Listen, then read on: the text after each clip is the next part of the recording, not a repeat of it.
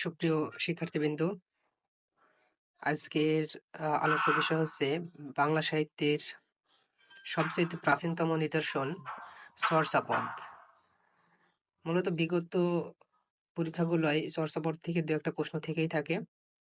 তো আজকে আমরা চর্যাপদ সম্পর্কে কিছু আলোচনা করব। চর্যাপদ মূলত বাংলা সাহিত্যের আদি নিদর্শন হচ্ছে চর্যাপদ। চর্যাপদ অনেক সময় প্রশ্ন হয় চর্যাপদ মূলত কি?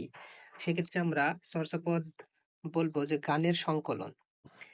চর্যাপদ আবিষ্কৃত হয় নেপালের রাজগ্রন্থশালা থেকে। 1907 সালে হরপ্রসাদ শাস্ত্রী এটি আবিষ্কার করেন।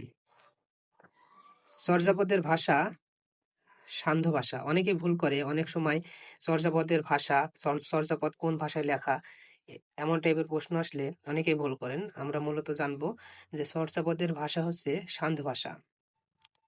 এবং এরপরে যে মোস্ট ইম্পর্টেন্ট প্রশ্নটা সেটা হচ্ছে যে তিব্বতী ভাষায় চর্যাপদ কে আবিষ্কার করেন?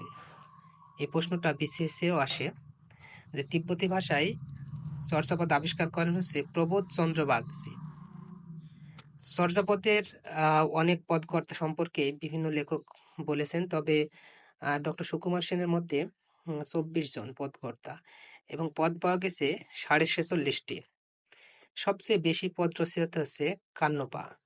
মূলত যারা পদ লিখেছেন চর্যাপদ, এই কবিদের নামের সাথে সবার নামের সাথে পা যুক্ত করা হয়।